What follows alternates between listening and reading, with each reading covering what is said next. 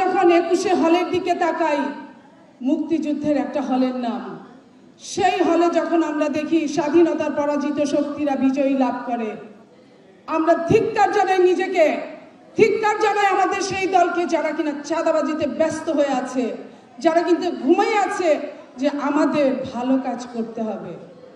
এই ভালো কাজ আমরা করতে না পারলে জাতীয় নির্বাচনে আবার ষড়যন্ত্রের মধ্যে আমাদের পড়তে হবে। শুধু নারীরা কাজ করলেই হবে না, নারীরা আপনাদের দিয়েই গেছে, কিছু চায় নাই।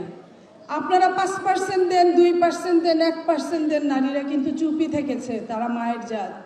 এখনো নারীরা দিতে আগ্রহী, নারীরা এখনো দিতে চায়।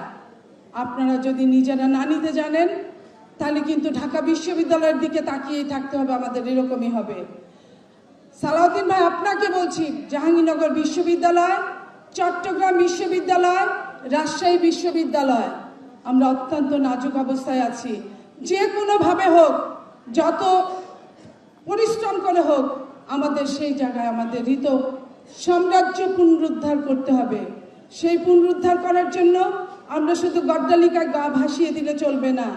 শুরু হোক আজকে থেকেই আমাদের সেই প্রতিযোগিতা, শুরু হোক আজকেই আমাদের সেই কাজ, যে কাজ 91 আমাদেরকে এনে দিয়েছিল চরমভাবে বিজয়, যে কাজ আমাদের 2001-এ এনে দিয়েছিল 200-র উপরে সিট, যে কাজ আগামীতেও, আজকে নির্বাচন যখন হবে, আমরা তো অনেক কিছুই বুঝছি, কিন্তু এই যে ষড়যন্ত্র, সমস্ত ইসলামিক শক্তির সঙ্গে এই বাচ্চাদের ষড়যন্ত্র যখন একাকার হয়ে যাবে, আমি জানি না আমাদের অবস্থান কোথায় থাকবে।